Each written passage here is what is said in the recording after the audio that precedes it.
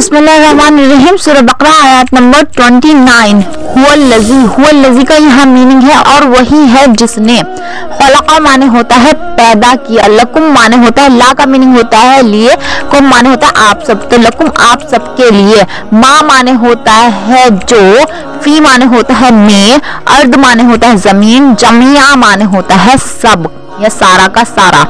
तो वही है, वही यानी अल्लाह ही है जिसने तुम्हारे लिए यानी इंसानों के लिए जमीन में सब कुछ पैदा किया है। यानी खाने की, पीने की, मवेशी, जो कुछ भी, जिस किसी भी चीज से हम दुनियावी जिंदगी में नफा उठाते हैं वो सिर्फ और सिर्फ इंसानों के लिए ही पैदा की गई है। जो चीजें हराम की गई हैं कि साइंटिफिकली भी अगर आप उसको सर्च करके देखें तो उनमें कोई भी अच्छी चीज मौजूद नहीं है, इसीलिए वो चीजें हम पर हराम कर दी गई हैं। तुम्मा माने होता है फिर, इस्तवा माने होता है मुतवज्जे हुआ, पसंद किया भी इसका मीनिंग हो सकता है। बाज मुफस्सिरीन की राय ये है कि लौटा या चढ़ा।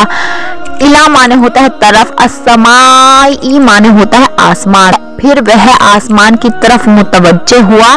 फसव्वा हुन्ना, फा का मीनिंग होता है पस, सव्वा हुन्ना का मीनिंग होता है इसने दुरुस्त करके बनाया इन्हें। सबआ माने होता है सात, समावात माने होता है आसमान, और फिर उसने 7 आसमानों को बनाया। वा माने होता है और, हुआ माने होता है वही, वो हुआ और वही, बिकुल्ली सारी की सारी, शई माने होता है चीज, अलीम माने होता है खूब इल्म रखने वाला, और वही है जो हर चीज का खूब इल्म रखने वाला है। वही है जिसने तुम्हारे लिए यानी इंसानों के लिए हर एक चीज पैदा की जमीन में, और फिर वह आसमानों की तरफ मुतवज्जे हुआ और फिर उसने 7 आसमान बनाए। सूरह तलाक आयत नंबर 12 में इस बात का जिक्र किया गया है कि जमीन भी आसमान के मसली है, यानी जमीनें भी साथ ही हैं और वह आसमान भी साथ ही हैं। एक हदीस में भी इस बात का इशारा मिलता है, जिस इंसान ने भी किसी भी इंसान की जुल्मन या जबरन जमीन हथियाई होगी तो अल्लाह ताला कयामत के दिन 7 जमीनों का तौक उठाएगा। तो इससे साबित होता है जमीनें भी साथ हैं। सूरह नाज़ियात में इस बात का जिक्र किया गया है, जमीन को इसके बाद बिछाया, यानी पहले आसमान को पैदा किया।